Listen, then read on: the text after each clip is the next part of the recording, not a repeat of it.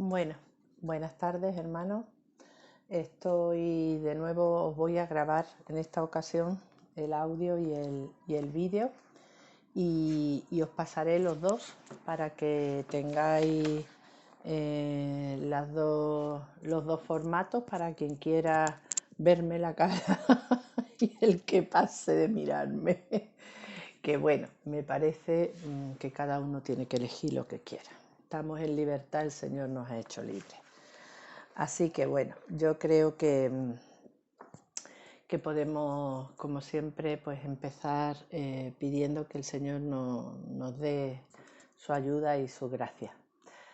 Señor, queremos bendecirte en este momento, sea mañana o tarde, cuando mis hermanos te escuchen, Señor, que tu presencia les acompañe, que estés con ellos, que traigas sobre ellos ese espíritu de sabiduría y de buen entendimiento, y que sobre mí también derrames, Señor, tu bendición y que traigas esa gracia para poder expresar lo que tú has puesto en el corazón en estos días, mirando tu palabra y que yo pueda transmitir, Señor, la vida que hay en esas palabras, Señor. Muchas gracias por todo lo que estás haciendo hasta ahora y por cómo nos estás guardando y cuidando a todos hasta el día de hoy. En el nombre de Jesús. Amén.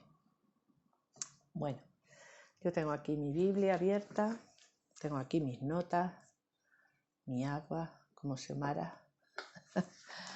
Bueno, el audio que os mandé ayer,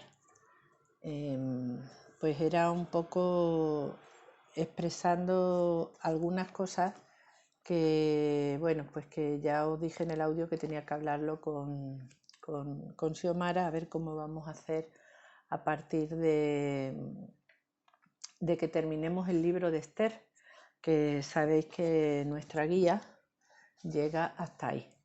Y después nos habla un poquito de lo que fue la parte de estos años entre los testamentos, porque en realidad este libro de Nehemías que vamos a mirar hoy sería el último libro del Antiguo Testamento, cronológicamente hablando. Porque todos los profetas que vienen después serían profetas que estarían dentro de lo que hemos ido mirando en las historias de Primera y Segunda de Reyes, Primera y Segunda de Crónicas. Ya sabéis que Xiomara está todavía con el libro de Segunda de Crónicas, dando algunos apuntes que ella ha visto oportuno. Nosotros hemos visto a lo largo de, sobre todo del libro de Segunda de Reyes, hemos estado mirando muchas historias paralelas de los reyes de Judá, junto con el libro de Crónicas. Lo hemos mirado en Segunda de Reyes y en Segunda de Crónicas, porque venían más extensas las historias y porque venían algunos detalles que merecía la pena pues tenerlos en cuenta. Entonces por eso os lo he hecho un poco a la par y bueno, pues eso no quita que Xiomara ahora os esté dando algunos apuntes pues que no hemos mirado, de cosas que ella también considera que son importantes que miremos, y a mí me pareció muy interesante lo que nos compartió sobre Salomón la semana pasada, pero muy, muy importante, porque tiene que ver mucho con nuestra relación con el Señor y cómo nos acercamos a Él y cómo le pedimos, cómo nos comunicamos con el Señor, aunque Él es nuestro Padre, un Padre con el cual podemos relacionarnos desde el nivel más íntimo, al que le podemos expresar todo lo que hay en nuestro corazón, todo. A veces pensamos que al Señor solamente tenemos que entrarle con alabanzas y cánticos, y sí, tenemos que entrar con alabanzas y cánticos a su presencia siempre que podamos. Pero hay momentos que no nos salen ni los cánticos ni las alabanzas, no nos sale nada bueno, porque nuestro corazón está lleno pues puede estar lleno de rabia, de frustración, de muchas cosas, de tristeza, pues no sé, de todo lo que somos, porque el Señor nos ha hecho con todas las emociones, no solamente con las buenas, también nos ha dado las que son menos buenas para nosotros, pero que también tienen sus funciones. Entonces, aunque debemos guardar las formas con el Señor, pero a veces pues somos como esos hijos que vienen a nosotros enfadados, enfurruñados, tristes, y a los que tenemos que calmar un poquito o consolar, y después podemos tener esa relación un poco más tranquila y una comunicación un poco más en la onda de lo que tiene que ser una comunicación. Pero a veces hay que enfriar un poquito algunas cosas que nos tienen un poquito calentitos y ardiendo, sobre todo injusticias o cosas que pensamos que no tenían que haber sucedido, en fin. Pero salvo esos momentos, que todos los tenemos y que yo creo que podemos acercarnos al Señor con eso, porque es lo que hay, si es lo que hay en el corazón, ¿qué vamos a hacer? ¿Nos vamos a anular? No nos podemos anular. Pero sí es verdad que dentro de eso, con las formas correctas y adecuadas, porque vamos a presentarnos delante del Señor, pero sí podemos saber que hay una manera en la que Dios se va a relacionar con nosotros para bendecirnos, que es lo que nos contó Xiomara la semana pasada, ¿no?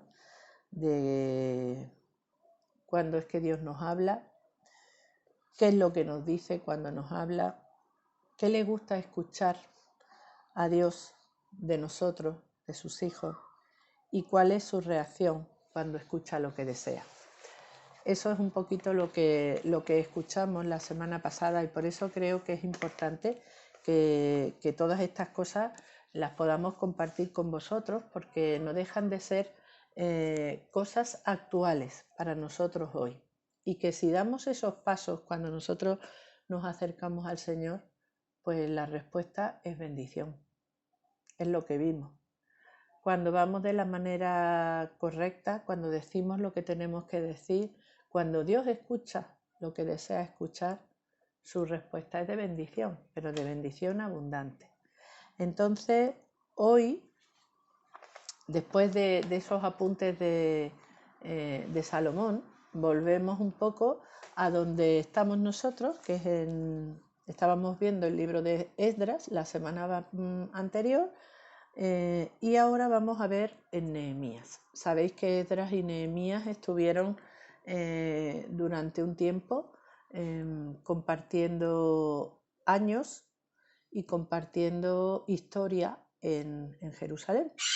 Entonces la vez anterior estuvimos viendo lo que fue el regreso de la cautividad bajo Zorobabel y Esdras en dos fases apartadas, en dos apartados separados, mejor dicho.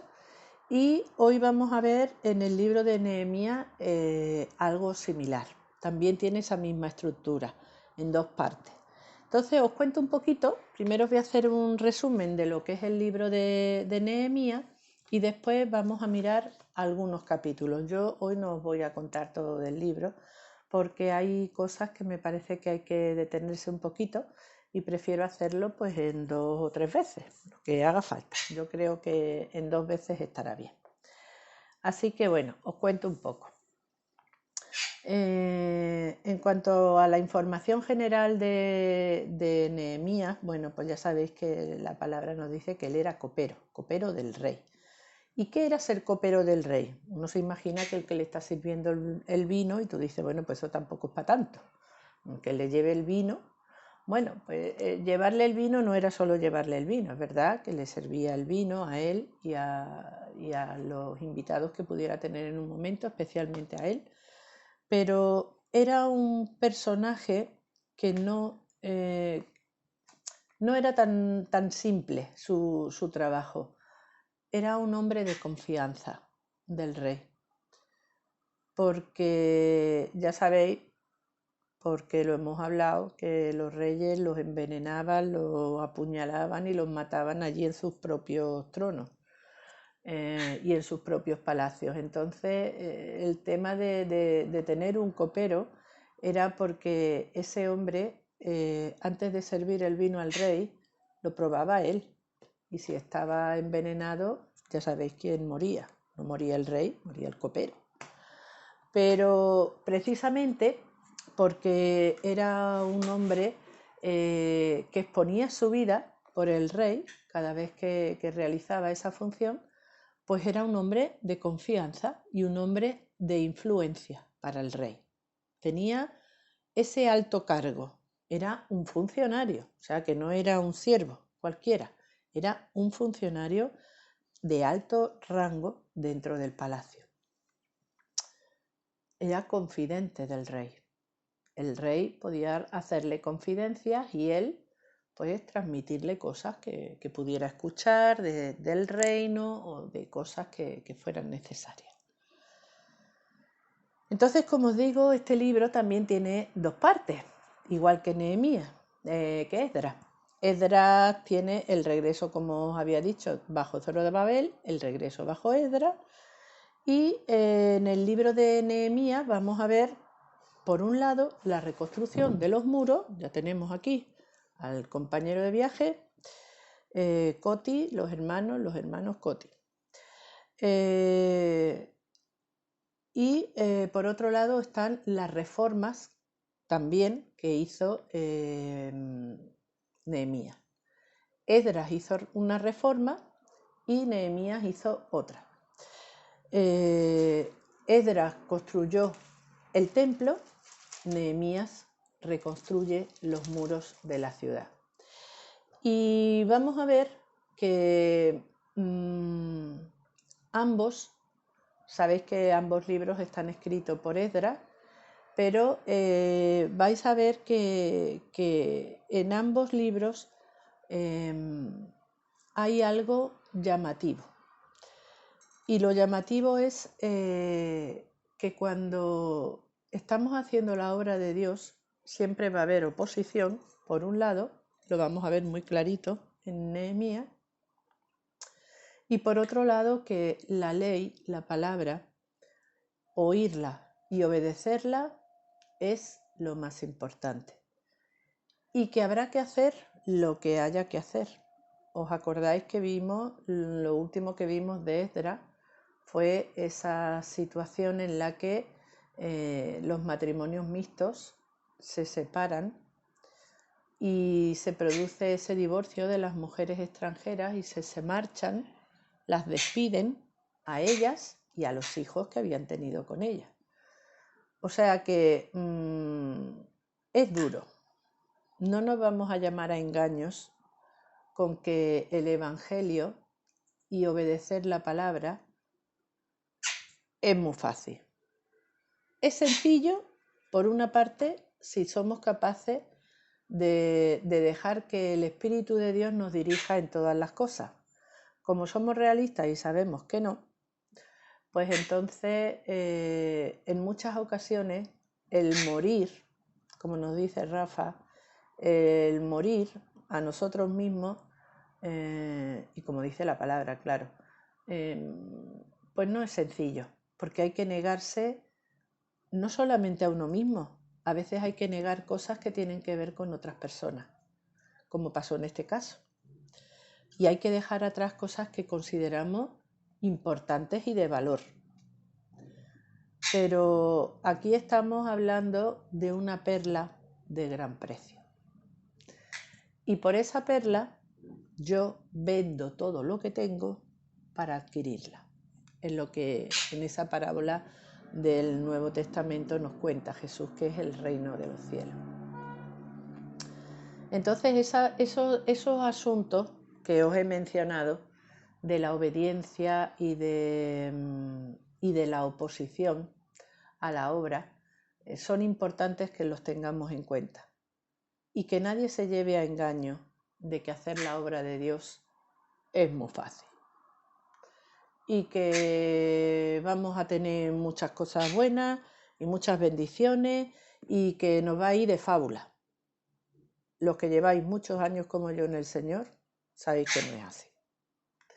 Sabéis que hay momentos y etapas muy duras en la vida, muy difíciles, y que a veces solamente nos sostenemos por amor a Dios, pero que cuesta mucho seguir en el camino cuando hay oposición y cuando hay pruebas y cuando hay muchas cosas. Cuando te están dando caña el enemigo o la vida misma o tu misma naturaleza carnal, eso se hace muy cuesta arriba y cuesta mucho trabajo. Y es una cosa importante que tenemos que saber.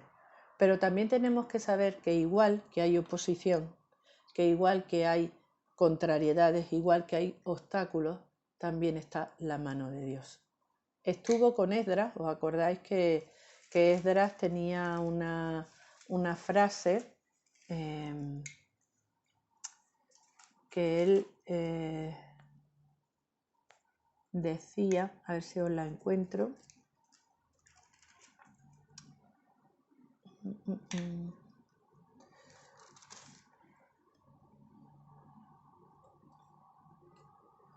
A ver, ahora no la voy a encontrar, vamos.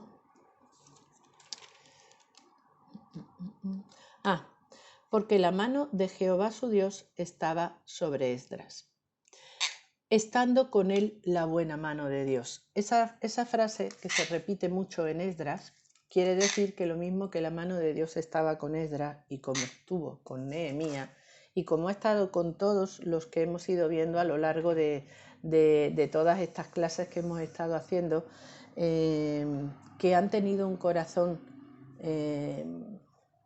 de acuerdo a lo que Dios busca y quiere de nosotros, pues sabemos que todas esas personas han tenido siempre la mano de Dios sobre ellos. Entonces, esas son tres cosillas que yo quiero que se queden claras hoy. Que hay oposición, que va a haber que ser fieles a esa palabra y que por eso no va a ser fácil y nos vamos a encontrar todas esas problemáticas, que va a haber muchas cosas que vamos a tener que dejar por amor al reino, pero que la mano de Dios siempre estará con nosotros también. Así que bueno, cuando Nehemías regresa a Jerusalén, y ya después veremos cómo él regresa y de qué manera, Esdras ya llevaba unos 15 años por allí. Sabéis que él y Zorobabel fueron antes, y después ya Esdras y Nehemías coinciden en Jerusalén. La obra de Dios, que hemos dicho que cuenta siempre con oposición, también la oposición viene desde dos sitios. Desde fuera, no nos extraña, el mundo va a ir siempre contra el Señor, pero también vienen desde dentro. El Señor nos habló de las falsas doctrinas, de los falsos profetas, de los lobos con piel de cordero. Bueno, pues todo eso existen, siguen estando ahí. Entonces hay oposición desde fuera y oposición desde dentro. Y engaños y sobornos y muchas cosas para sacarnos del camino. El enemigo va a buscar cualquier estrategia. Eso lo vamos a ver cuando estemos mirando esos capítulos que tienen que ver con la reconstrucción del templo.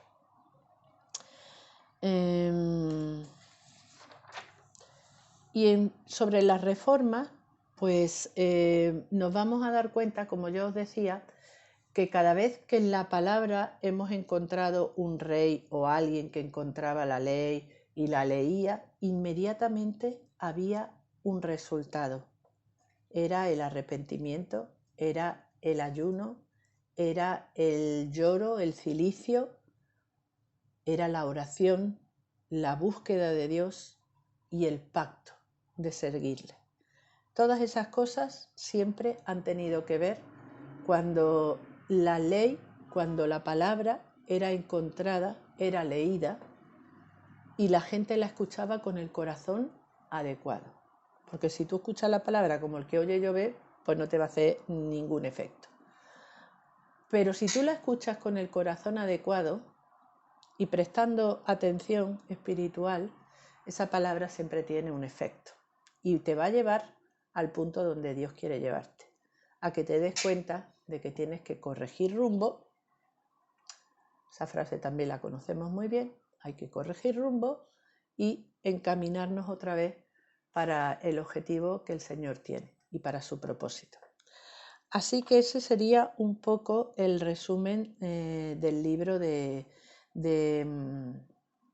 Nehemías. En esa reforma vamos a ver una serie de cosas que tuvo que corregir Nehemías, porque encontraron, ya sabéis que Esdras leyó en su momento el libro de la ley, pero cuando regresó Nehemías, que venía con otro porte de gente, pues hicieron exactamente igual. Les enseñaron a todos aquellos que habían quedado en el reino de Persia y que no habían venido con Esdras ni con Zorobabel, pues se vinieron unos pocos más y volvieron a hacer esa lectura de la ley.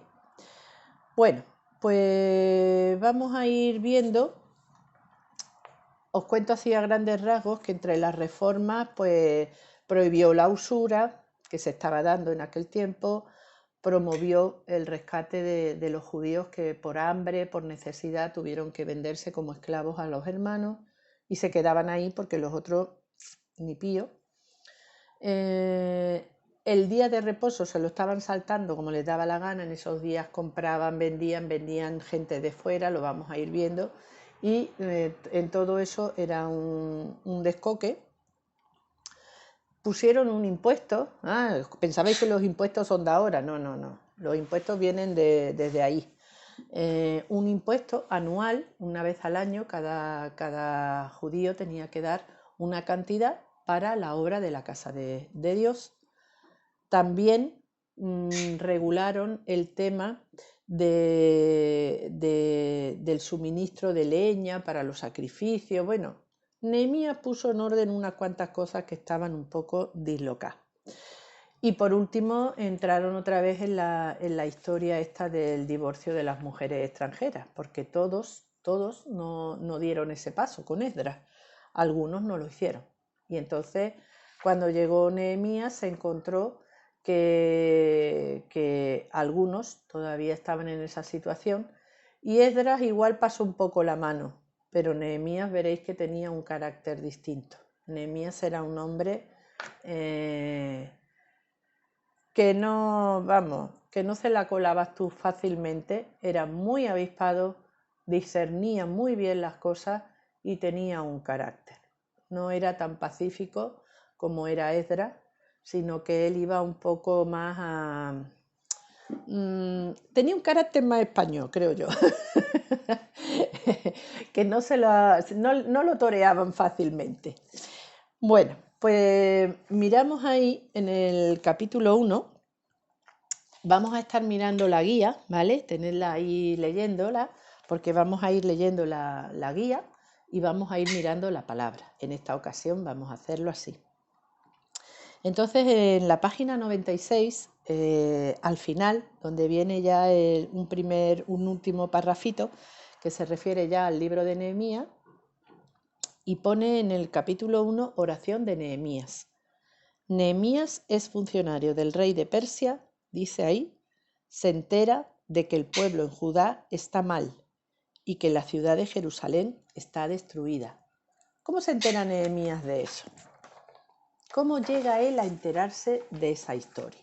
Bueno, él en el capítulo 1, tened vuestras Biblias ahí abiertas, en el capítulo 1, él está ahí en Susa, que era la capital del reino, dice el versículo 1 eso, él estaba en Susa, estaba haciendo su labor con el rey que correspondía en ese momento, y llegó uno de los hermanos. La Biblia habla de uno de mis hermanos. Puede ser que fuera hablando de sus hermanos carnales. Ya sabéis que la Biblia, cuando habla de hermanos, a veces está hablando de primos y de cosas así. Bueno, uno de sus hermanos llegó con algunos de los que estaban en Judá, de aquellos que estaban con Esdras. Y él les pregunta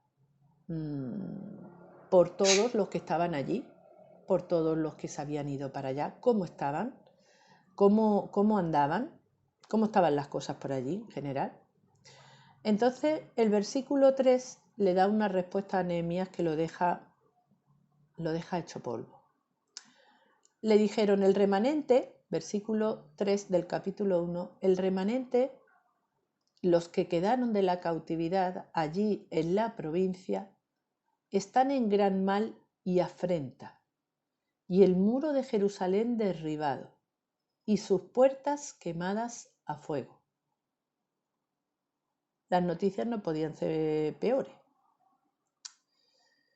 Y claro, pues cuando él escuchó eso, él dice, el versículo 4 dice, cuando oí estas palabras me senté y lloré e hice duelo por algunos días y ayuné y oré delante del Dios de los cielos.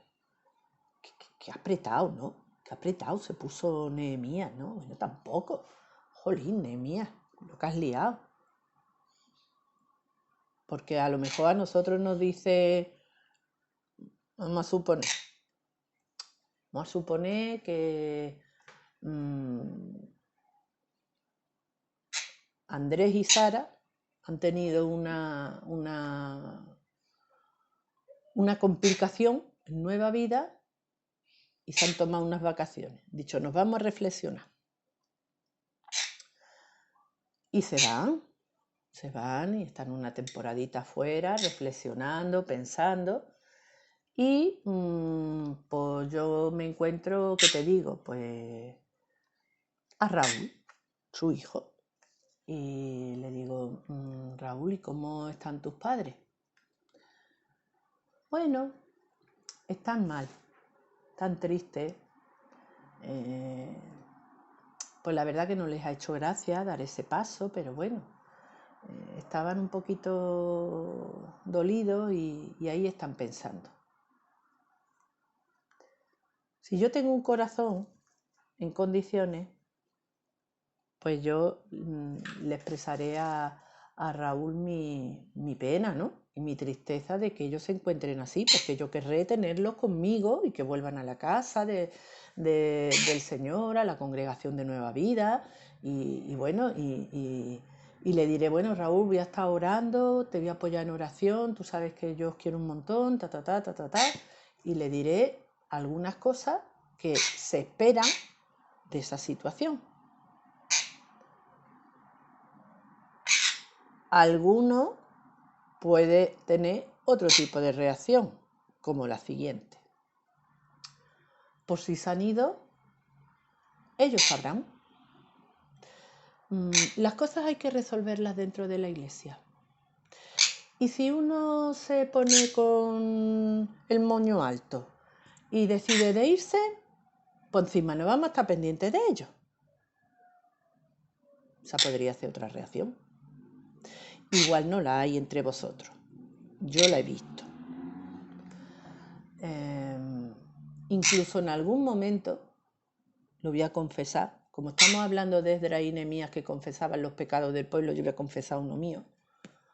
En la otra congregación, aquí no, en la otra congregación donde yo estuve anteriormente, pues hubo gente que se fue, porque tenían sus conflictos, tenían sus problemas. Y yo que estaba un poquito ciega en aquel momento y que no tenía yo mucho entendimiento de muchas cosas, siempre que alguien se iba de la iglesia, la culpa la tenía el que se iba. Yo no sé cómo se ha podido ir. Están mal.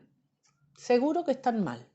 Porque ese paso no se da si uno no está, pero muy mal. Y el estar mal No era que estuvieran en alguna dificultad o en algún problema, no, estaban mal espiritualmente. Como estaban mal espiritualmente, pues habían dado el paso de salir de la iglesia. Un error. Mayormente porque unos años después ese paso lo di yo. Entonces entendí en mi propia carne lo que podían haber sentido algunas personas abandonando la iglesia, que no se habían ido porque habían querido, sino porque quizás había una problemática que no se les estaba atendiendo, no los estaban ayudando, no estaban creciendo, yo qué sé, 20.000 historias. A mí después me cayeron todas. Ni crecía, ni iba para adelante, y todo me era un tropiezo y lo pasé muy mal. Y al final pues tuve que dar el paso que había criticado en otros. El Señor trató conmigo importante, ¿eh? Si yo tuviera tiempo contaba toda mi vida, lo que pasa que no sé si vaya a querer ni tener ganas. Así que el que quiera que me pregunte, que yo os digo. Pero en ese aspecto os he contado ese rollo para deciros que la actitud de Nehemías de hacer duelo, de hacer ayuno, era porque le dolió en el alma aquella noticia. Y él no solamente se dolió, sino que tomó la determinación de hacer algo y buscó a Dios para ver qué podía hacer. Ya en la página 97, ahí donde sigue lo que estamos viendo, dice ahí eso. Entonces él llora y ora delante de Dios, confesando los pecados del pueblo y pidiéndole misericordia, porque Nehemías tenía un corazón compasivo. Tenía un carácter, pero tenía un corazón compasivo. Y se hizo cargo de la situación en Jerusalén. ¿Cómo estaban en Jerusalén? Es verdad que se había reedificado la casa de Dios, que se habían instaurado los sacrificios, todas las ofrendas, todas las fiestas, pero el muro de una ciudad era sinónimo de protección y de fortaleza. Y Jerusalén estaba con el muro derribado, es decir, sin protección frente a los enemigos y con un saborcillo a debilidad. Los que pasaban por allí, que no tenían que ver con el pueblo de Dios, decían: esta gente se puede venir aquí cualquiera y meterse aquí en la ciudad. Y además Jerusalén no estaba muy poblada en aquel tiempo, porque Jerusalén era una ciudad grande, pero no habían vuelto tanta gente, y además la gente se había repartido, no se habían quedado todos en Jerusalén. Entonces, pues la ciudad estaba un poquito en oprobio, estaba en un poquito en oprobio. Y aunque el templo estaba edificado y el gobierno se había restablecido, la ciudad no tenía murallas, no tenía protección. Así que Nehemías ora al Señor y le dice en el versículo 5 del capítulo 1: te ruego, oh Jehová, Dios de los cielos, fuerte, grande y temible, que guarda el pacto y la misericordia a los que le aman y guardan sus mandamientos, esté ahora atento tu oído y abiertos tus ojos para oír la oración de tu siervo, que hago ahora delante de ti día y noche, por los hijos de Israel tus siervos, y confieso los pecados de los hijos de Israel que hemos cometido contra ti. Sí, yo y la casa de mi padre hemos pecado. En extremo nos hemos corrompido contra ti, y no hemos guardado los mandamientos, estatutos y preceptos que diste a Moisés tu siervo. Acuérdate. Eso es lo que tenemos que hacer muchas veces nosotros también. Señor, acuérdate que dijiste. Acuérdate ahora de la palabra que diste a Moisés tu siervo, diciendo: si vosotros pecareis, yo os dispersaré por los pueblos. Pero si os volviereis a mí y guardareis mis mandamientos y los pusiereis por obra, aunque vuestra dispersión fuere fuerte, fuere hasta el extremo de los cielos, de allí os recogeré. y os traeré al lugar que escogí para hacer habitar allí mi nombre. Ellos, Señor, aquellos que están allí, son tus siervos y tu pueblo, los cuales redimiste con tu gran poder y con tu mano poderosa. Te ruego, oh Jehová, que esté ahora atento tu oído a la oración de tu siervo y a la oración de tus siervos, los que están allí, quienes desean reverenciar tu nombre. Y pide para él. Concede ahora buen éxito a tu siervo y dale gracia delante de aquel varón, del rey, que se está refiriendo, porque yo servía de copero al rey. Dos cosas importantes aquí. Nos han dado una lección de culto de oración importante, de cómo debemos orar unos por otros.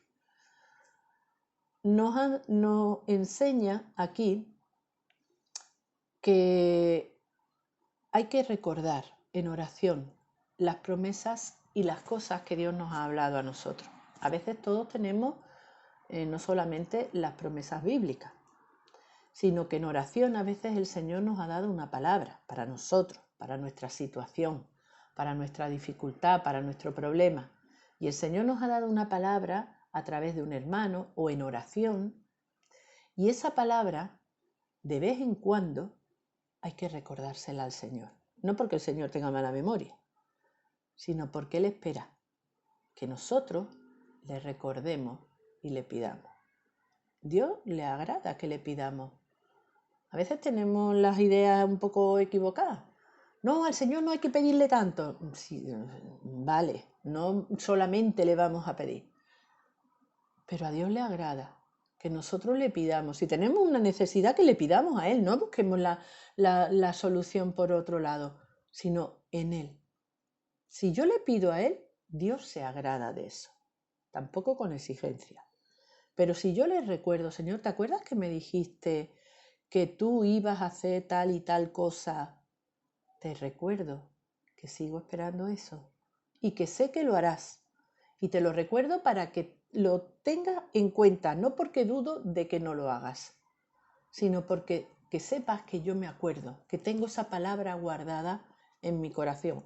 Llevar los recuerdos al Señor, recordarle al Señor las cosas no es para, ya os digo, para que la memoria del Señor se active, sino es para que de alguna manera el Señor se da cuenta de que nosotros tenemos esa palabra guardada y que nosotros nos acordamos de ella y seguimos esperando en que Él obre. Bueno, pues Él pide no que el Señor le dé gracia con el rey.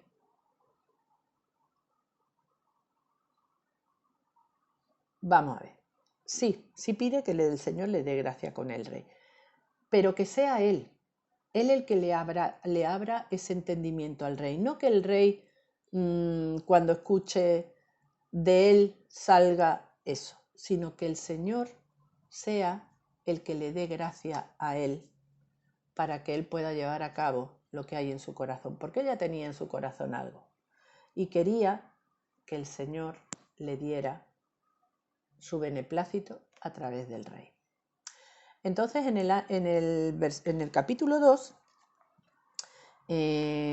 vemos que ahí está Nehemías con el rey Artajerjes, está sirviéndole el vino, como era su función, pero ya sabéis que habíamos leído en el capítulo 1 que él estaba hecho polvo con las noticias y además estaba mal, se sentía mal, dolido, triste, deprimido por la situación que tenían sus hermanos allí en Jerusalén. Y no pudo esconder eso de su rostro. Y el rey se dio cuenta. Y le dijo, ¿por qué está triste tu rostro? Que yo sepa no estás enfermo, le dijo. En el capítulo 2, versículo 2. No es esto sino quebranto de corazón. Y el rey se dio cuenta de que ahí había un estado de ánimo deprimido, triste. No estaba enfermo del cuerpo, pero estaba enfermo de su alma. Y Nehemías un poco, le dio un poquillo de miedo, ¿eh? Le dio un poquillo de miedo porque había una costumbre en esos tiempos, delante de los reyes no se mostraban sentimientos. Tú estabas triste, te guardabas la tristeza en el bolsillo. Cuando estabas delante del rey no poníamos ni tristeza, ni enojo, ni amargura, ni nada. Todo era una cara de poke, que no se notara lo que estábamos sintiendo en ese momento. Y claro, cuando él se dio cuenta, ¿por qué? Porque el rey eso no lo permitía, no quería problemas. Entonces, cuando él se da cuenta de que el rey se ha dado cuenta, pues le empiezan a temblar las patas, porque dice, madre mía, pues se ha dado cuenta, veremos a ver. Entonces, bueno, él les narra al rey cómo está la situación allí, como dice aquí en la guía, le cuenta, le pide que le permita ir a Jerusalén para reedificarla y le solicita autorización para utilizar madera del bosque del rey para tal fin. Eso es lo que va diciendo aquí. Cuando el rey le dice, bueno, ¿y qué hago? ¿Qué quieres? ¿Qué cosa pides?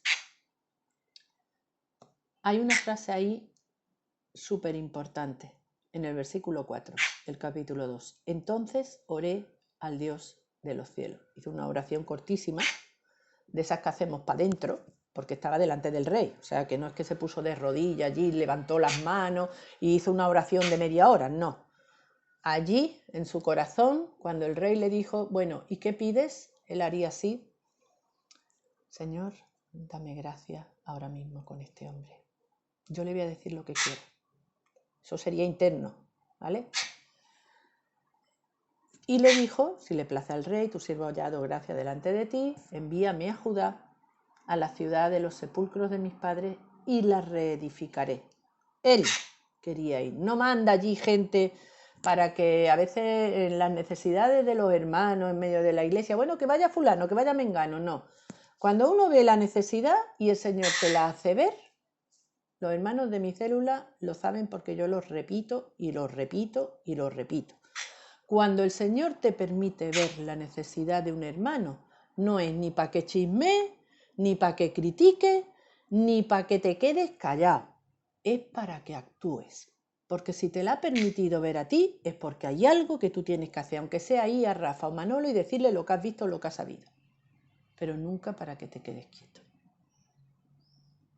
Ahí os lo dejo. Entonces, bueno, él le va pidiendo cosas, le dice cuánto va a durar su viaje. Parece ser que Artajerjes apreciaba bastante a Nehemías, no quería que se le perdiera mucho tiempo de su vista, y él le dice más o menos, le señala un tiempo, y también le pide que le dé cartas para los gobernadores del otro lado, para que no le franqueen el paso, y una carta para el guarda del bosque, para que le dé madera. Y dice el versículo 8, al final, dice, me lo concedió el rey. No porque era bueno, no porque ese rey era maravilloso, que lo era el hombre, no debía ser muy malo cuando tenía esos sentimientos por Nehemías, ¿no? Pero me lo concedió el rey según la benéfica mano de mi Dios sobre mí. ¿Os acordáis que esas palabras también las decía Esdras? Bueno, pues no solamente eso. ¿Os acordáis de lo que os he recordado de lo que nos contó Xiomara? Que cuando el Señor escucha lo que quiere oír, da más. A Salomón le dio más y a Nehemías no solamente le dio eso que pidió, sino que dice en el versículo 9 que envió con él capitanes del ejército y gente de a caballo. Le puso una escolta. No solamente le abrió el camino, sino que fue con escolta. Ya ahí el camino abierto. Ah, amigo, pero aquí ya empezamos con los problemas. Ya vamos a empezar con los problemas, porque estaba un tal Sanbalat, horonita, y Tobías, amonita, que se disgustaron en extremo de que vinieran algunos para procurar el bien de los hijos de Israel. Siempre hay gente que no hace nada y encima son como el perro del hortelano, ni comen ni dejan comer. Ellos no querían ayudar a los que estaban en oprobio allí en Jerusalén, pero encima se molestaron porque venían otros a ayudarlos. Daros cuenta. Él llegó y no llega allí y dice, bueno, vamos a ver, venga, que alguien me cuente qué está pasando aquí. Porque he escuchado yo unas cuantas cosas que no me gustan nada. Un momentillo. Y él no espera que nadie le dé un informe. Él espera que llegue la noche y cuando llega la noche, después de estar allí 3 días, que estaría lógicamente escuchando informes y cosas, pero no se quedó solamente con lo que le contaran o con lo que recibiera en esos días, sino que él esperó a una noche y se fue él solo. El versículo 12 dice, me levanté de noche, yo y unos pocos, se llevó a unos cuantos, tampoco se fue solo, no era tonto, no se iba a ir de noche sabiendo que había gente por allí que podían caer encima, se llevó a unos cuantos y no le dijo a nadie con qué intención iba. El Señor había puesto algo en su corazón y no se lo declaró a nadie. A veces lo que Dios nos habla es para nosotros, no para que lo publiquemos. Otras veces es para que lo compartamos, pero hay muchas cosas que Dios nos habla y son para nosotros. Y hay cosas que son para compartirlas con los demás. Entonces, él en ese momento sabía que eso que él tenía en su corazón era para él. Ya llegaría el momento de declararlo como lo hizo, pero en ese momento estaba guardado en su corazón. Entonces él se va, hace una observación, dice el versículo 13, observé los muros de Jerusalén que estaban derribados, sus puertas estaban consumidas por el fuego, va relatando un poco todo lo que va viendo y le dice a los que están con ellos, vosotros veis el mal, versículo 17 del capítulo 2. Vosotros veis el mal en que estamos, que Jerusalén está desierta y sus puertas consumidas por el fuego. Venid y edifiquemos el muro de Jerusalén y no estemos más en oprobio. Entonces les declaré, ahí llegó el momento. Entonces les declaré cómo la mano de mi Dios había sido buena sobre mí y asimismo las palabras que el rey me había dicho y dijeron, levantémonos y edifiquemos. Así esforzaron sus manos para bien. Cuando hay algo que hacer en medio de la iglesia, como iglesia, todos, ahora voy a decir una frase que suena mucho en política hoy, pero no lo digo en ese sentido, pero es que es la que pega, vamos. Todos tenemos que arrimar el hombro. La obra de Dios en la iglesia no la hacen los pastores. Eso ya os lo he dicho algunas veces, os lo recuerdo, que soy pesada yo. No la hacen los pastores, ni las mujeres de los pastores. Ellos hacen sus cosas, sus partes. No la hacen tampoco solo los responsables de la célula o los diáconos, los que están al frente del coro y los cantores. No. La obra de Dios la hacemos todos. Y cuando en la iglesia hay necesidad, la que sea, todos tenemos que colaborar y todos tenemos que hacer nuestra parte. Y es lo que hicieron esta gente. Cuando el Señor declaró a través de Nehemías lo que había que hacer y cómo Él los animó a que pudieran edificar todos, porque Nehemías los animó. No dijo, oye, que hay que hacer una obra a ver si... No, Él los animó. Mirad cómo estamos. Aquí hay que ponerse a trabajar y hacerlo de manera firme. Entonces ellos esforzaron sus manos para bien, se dispusieron a hacer esa obra. Pero lo oyeron Sanbalat, Tobías y Gesén el árabe y nos despreciaron. Empieza la oposición. Y en respuesta, porque ellos empezaron a decir, ¿qué es lo que estáis haciendo? ¿Qué os estáis rebelando, no? Estáis construyendo el muro para que después vayáis a rebelaros contra el rey y ya no os gobernéis a vosotros mismos y salgáis de lo que era el gobierno del imperio persa. Los gobernadores estaban allí, que por eso se llevó Nehemías cartas. Y esta gente lo que le estaban diciendo es que vosotros queréis rebelar para hacer esta maldad. Y entonces Nehemías les tiene que decir, el Dios de los cielos, Él nos prosperará y nosotros sus siervos nos levantaremos y edificaremos. Vosotros no tenéis parte ni derecho ni memoria en Jerusalén. A esto también le dijeron, humo, fuera de aquí, ni molestéis más. Entonces vamos viendo que las tareas de edificación se distribuyen, no se ponen a construir todo a lo loco. No, Nehemías reparte el trabajo, lo distribuye, es lo que nos dice aquí un poquito en la guía, en Nehemías el capítulo 3 y 4, donde pone construcción de los muros. Bueno, pues ahí dice, se distribuyen las tareas de edificación, hay una organización, un orden, cada uno está trabajando en el lugar que corresponde. Así también es en la iglesia de Dios. Hay una función, hay un lugar, hay un orden. No hacemos las cosas de cualquier manera, eso no funciona. Y si funciona, funciona un rato y después tenemos muchas cosas que resolver. Y los pone a todos en el muro por grupos. El sumo sacerdote estaba al frente con los suyos. Eso es lo que nos dice el capítulo 3. Eliasib, sumo sacerdote, con sus hermanos edificaron la puerta de las ovejas. Bueno, ellos estaban por allí en su sitio, estaban dando ejemplo.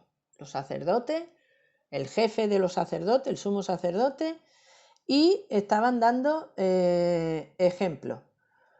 En el versículo 5 nos encontramos a un grupo de tecoitas. Estos eran muy señoritos y ellos dijeron que vayan a edificar los otros, pero los grandes, los importantes, los jefes, los líderes, no se prestaron para ayudar. Y está escrito ahí, ¿por qué? Pues porque estaba mal. Pues porque lo mismo que estaba el sumo sacerdote con su gente dando ejemplo, pues estos, todos los jefes de las casas de las distintas tribus tenían que estar al frente de su familia. Y estos dijeron, nosotros nos quedamos en nuestra casa. Bueno, pues ahí está costando la hazaña que hicieron. Y algunos que hicieron su parte, nos dice, por ejemplo, en el versículo 21, 3:21, tras él restauró Meremot, hijo de Urías, hijo de Cos, otro tramo, desde la entrada de la casa de Eliasib hasta el extremo de la casa de Eliasib, desde la entrada hasta el extremo. Ellos habían terminado su parte, eso lo leemos en el versículo 4, 3:4. Restauró Meremot, hijo de Urías, tal, en el sitio que le tocaba. Cuando terminó, vemos en el versículo 21 que se fue a la entrada de la casa de Eliasib. Eliasib era el sumo sacerdote. Él estaba construyendo en otro sitio y estos fueron a ayudarle donde ellos estaban. Y terminó con lo suyo y se fue a ayudar a los otros. Fíjate tú, que no dijo, pues yo ya he hecho lo mío, ahora ellos que terminen lo suyo. No. Él terminó, los que estaban con él terminaron, se fueron a ayudar a ellos. También estuvieron mujeres restaurando, eso lo vemos en el versículo 12. Junto a ellos restauró Salum, hijo de Jalojes, gobernador de la mitad de la región de Jerusalén, él con sus hijas. Olé, las mujeres ahí también, construyendo. Y pues en cuanto que estaba todo aquello ya organizado, todo el mundo haciendo su parte, pues en el capítulo 4 aquí ya nos encontramos la oposición.